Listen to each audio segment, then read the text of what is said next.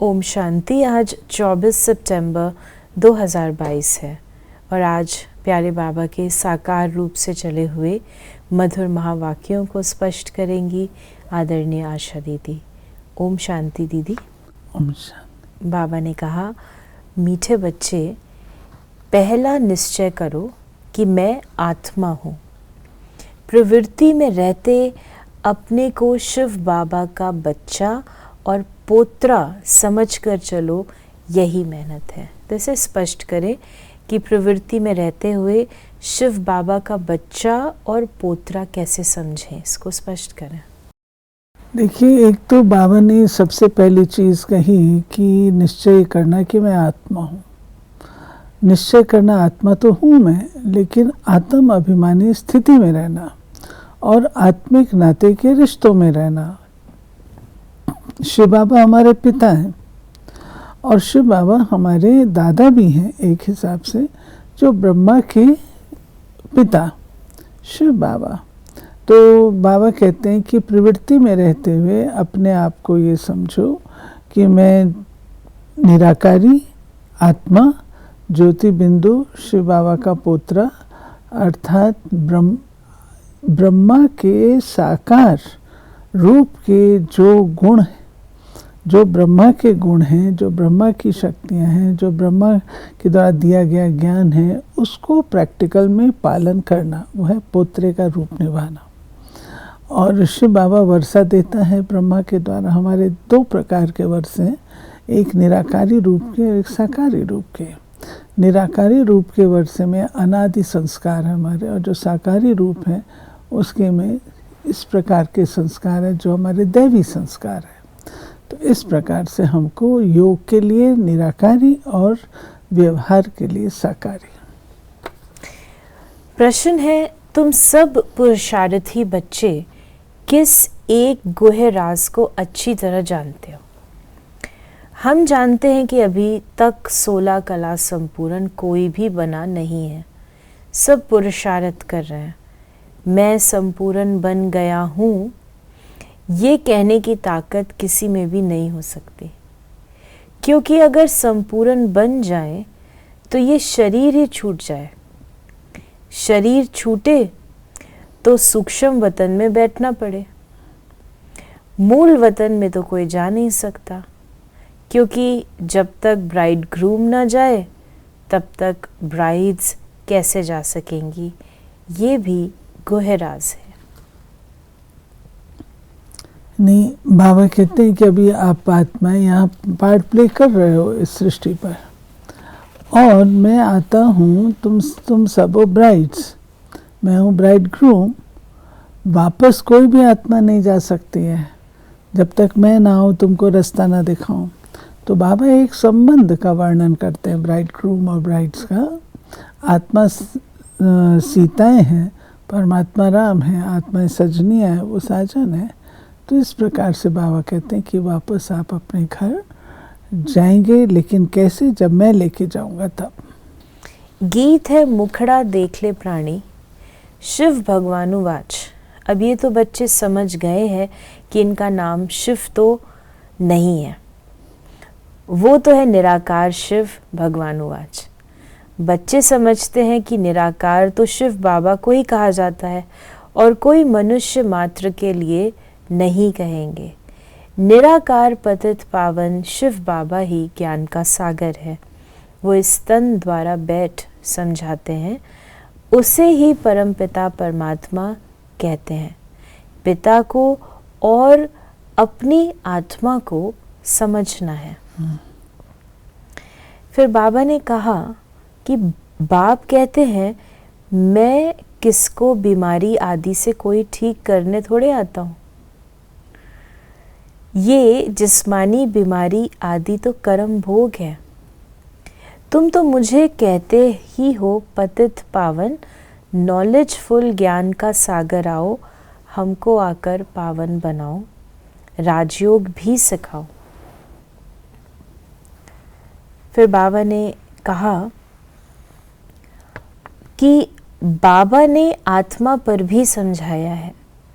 कई बच्चे अपने को आत्मा समझ बाप को याद करने में मूंझते हैं। अरे तुम आत्मा हो ना, तुम्हारा बाप है शिव। जैसे आत्मा ऑर्गन्स बिना कुछ भी कर नहीं सकती, वैसे निराकार बाप को भी तो ऑर्गन्स चाहिए। वो इनमें आकर समझाते हैं आत्मा का रूप क्या है, परमात्मा का रूप क्या है। ये तो कहने मात्र कहते हैं परमात्मा का रूप बिंदी है, परंतु उनमें कैसे अविनाशी पाठ नूंदा है जो कब मिटने वाला नहीं है, ये कोई नहीं जानते। परंतु पाठ अनादि परंपरा से चले आते हैं, इनकी कब एंड नहीं होती। पुरानी दुनिया की एंड हो तब नई दुनिया हो। बाबा ही आकर पतित दुनिया को पावन बनाते हैं।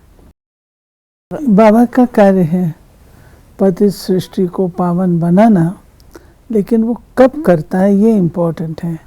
बाबा कोई सत्युग त्रेता में नहीं करते, क्योंकि उस समय आत्माएं पावन है, पतित तो है ही नहीं, उनका उस युग में आने का तो मतलब नहीं है। लेकिन बाबा ने कहा जो मैं एंड में आता हूँ, अर्थात सारी सृष्टि के चारों युगों के अंत में, और वो भी आकर के तुम बच्चे जब बिल्कुल पतित बन जाते हो, सब आत्माएं पतित बन जाती हैं, तब मैं आकर के तुम्हें पावन बनाने का ज्ञान देता हूँ। बाबा ने समझाया है मुख्य धर्म शास्त्र हैं ही चार, जिससे चार धर्मों की स्थापना होती है। पहले है गीता, फिर इस्लामी धर्म का शास्त्र, बौद्ध धर्म का शास्त्र, क्रिश्चियन धर्म का, फिर वृद्धि होती है। ये सब गीता के पुत्र पोत्रे हो गए, इसलिए गाया जाता है श्रीमद् भगवत गीता। तो जो पहले गीता है, बाबा इस सच्ची गीता की बात कर रहे हैं। बाबा कोई गीता बैठ करके नहीं सुनाते हैं, बाबा आकर के ज्ञान देते हैं। वो फिर उसको कहते हैं भगवान के गीत, वो फिर बाद में लिपिबद्ध किए जाते हैं। फिर बाबा ने कहा कि वास्तव में आत्मा ही शरीर द्वारा दुख खाती है, वासना लेती है। दुख सुख आत्मा ही फील करती है। महात्मा पाप आत्मा कहा जाता है। फिर आत्मा सो परमात्मा कह दिया तो रॉन्ग हो गया। सेंटर पर भी आने वाले कई बच्चों को ये भी पता नहीं है कि आत्मा क्या चीज़ है। तुम खुद कहते हो आत्मा स्टार है, उनमें ही सारा पाठ भरा हुआ है। आत्मा अति सूक्ष्म है, आत्मा को कब देख नहीं सकते हो। हाँ, बाबा दिव्य दृष्टि से साक्षात्कार करा सकते हैं। साक्षात्कार किया फिर गुम हो जाएगा। फिर भी तुमको बुद्धि से निश्चय तो करना पड़ेगा ना कि हम आत्मा अति सूक्ष्म है। जैसे विवेकानंद का मिसाल सुनाते हैं कि उनको ज्योति का साक्षात्कार हुआ। फिर बाबा ने कहा कि बाबा ने कहा कि बाबा से आकर पूछते हैं आत्मा क्या है, बाबा को याद कैसे करें। बाबा वंडर खाते हैं। सर्विस करने वाले बच्चों में भी आत्मा परमात्मा का ज्ञान नहीं है तो औरों को क्या सुनाएंगे। हम मुरली सुनाते रहते हैं, टीचर्स भी नंबरवार होते हैं, इसलिए मुख्य जो ब्राह्मणियाँ हैं उनको मुकर्रर किया जाता है कि क्लास में चक्कर लगाएं, एक एक से पूछें कि आत्मा का क्या रूप है, परमात्मा का क्या रूप है। सुपरवाइज करनी चाहिए। जब तक अपने को आत्मा समझ बाप को याद न करें तो विकर्म विनाश भी हो न सके। बाबा ने विकर्म विनाश करने की जो विधि बताई है वो बहुत इम्पोर्टेंट है। हम सिर्फ ज्योति बिंदु को देखें या सिर्फ हम बैठ कर के मैं आत्मा हूँ, ज्योति बिंदु, परमात्मा संतान हूँ, बाबा की महिमा गाते रहे, नहीं। आत्मा समझ परमात्मा ज्योति बिंदु को याद करना है, ये इम्पोर्टेंट है। बाबा ने कहा अच्छा और कुछ नहीं समझते हो तो सिर्फ शिव बाबा को याद करते रहो, ये भी अच्छा है। बाप को याद करते रहना। शिव बाबा है ही आत्माओं का बाप। मरने समय शिव बाबा के सिवाय और कोई भी याद ना आए तो भी स्वर्ग में आ जाएंगे। कोई कम बात थोड़े है। फिर बाबा ने हम बच्चों को कहा कि पहले ब्राइड ग्रूम जाएंगे, तब फिर सब ब्राइड्स जाएंगी। उनसे पहले कैसे जा सकेंगे? बुद्धि भी कितनी दूरादेशी चाहिए। आज बाबा ने हम बच्चों को वरदान दिया, ज्ञान और योग के बल द्वारा माया की शक्ति पर विजय प्राप्त करने वाले माया जीत जगत जीत भव। दुनिया में साइंस का बल भी है, राज्य का भी बल है और भक्ति का भी बल है, लेकिन आपके पास है ज्ञान बल और योग बल। ये सबसे श्रेष्ठ बल है। ये योग बल माया पर सदा के लिए विजयी बनाता है। इस बल के आगे माया की शक्ति कुछ भी नहीं है।